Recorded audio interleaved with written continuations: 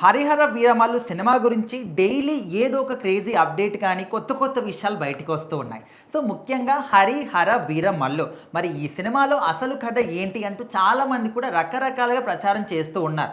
So అందులో ఒకటి ఏం రత్నం గారు చెప్పినట్టు తెలుస్తుంది. మరి హరిహర అనే ఒక పేరు మీద కూడా చాలామంది అనుకుంటూ ఉన్నారు ఈశ్వరుడు విష్ణు అని చెప్పేసి. మరి అసలైన కథ ఏంటి, ఇప్పటి నుంచి ఎందుకు మాట్లాడుకుంటున్నారు? సో ఖచ్చితంగా హరిహర వీరమల్లు అనే సినిమా ఈశ్వరుడు అలాగే విష్ణువు కలగలిపిన ఒక కథ. ఏదైతే ఈశ్వరుడు విష్ణువు వాహనం ఉంటుందో గరుడు పక్షి, సో దాన్ని కూడా ఈ సినిమాలో హీరో ఎలివేషన్స్ కోసం వాడుకున్నారు.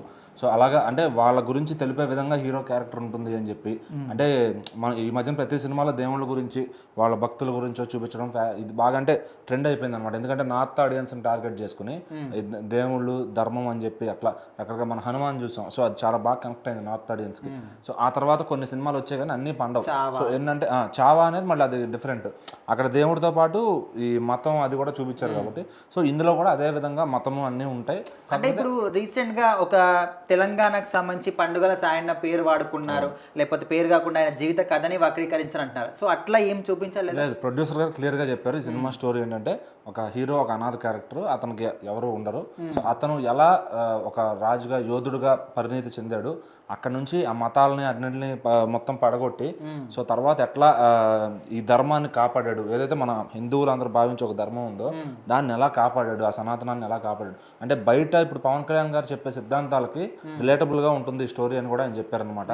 సో అట్లా ఒక ఏమీ లేని వ్యక్తి ఎలా ఒక యోధుడుగా ఎదిగాడు అనేది స్టోరీ. అంటే కంప్లీట్ గా పాత్రలు కథంతా కూడా జస్ట్ కల్పితం మాత్రమే. అంటే ఇందులో ఏ పండగల సాయన గురించో లేదంటే ఇంకెవరి గురించో లేదు. అసలు హరిహర వీరమల్లు అనే పేరు ఏ పురాణాల్లో కానీ ఏ ఇతిహాసాల్లో కానీ లేదనమాట.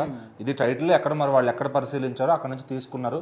ఒక యోధుడు గురించి చెప్పాలనుకున్నారు. మరి క్రిష్ గారు అంటే ఇలా ఏమీ కాపీలు కొట్టరనమాట. ఆయన అన్ని యూనిక్ సబ్జెక్ట్స్తో వస్తారు.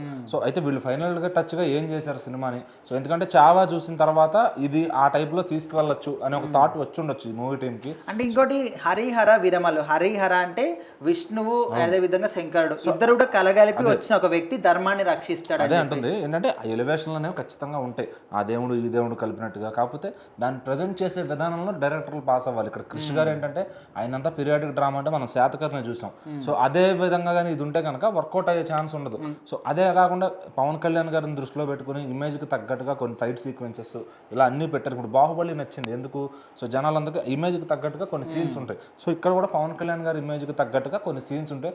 మన ట్రైలర్ ఎంతైతే హుషారుగా ఉందో, చూసినంతసేపు ఎలా అయితే ఫ్యాన్స్ని ఒక ఉరకలేయించిందో అదే విధంగా సినిమా కూడా ఉంటేనే సినిమా పాస్ అవుద్ది. సో కామన్ ఆడియన్స్ ఎలాగో వెళ్తారు, ఎందుకంటే పవన్ కళ్యాణ్ గారి సినిమా బాగుంది మంచి టాక్ వచ్చిందంటే అందరు జనాలు వెళ్తారు.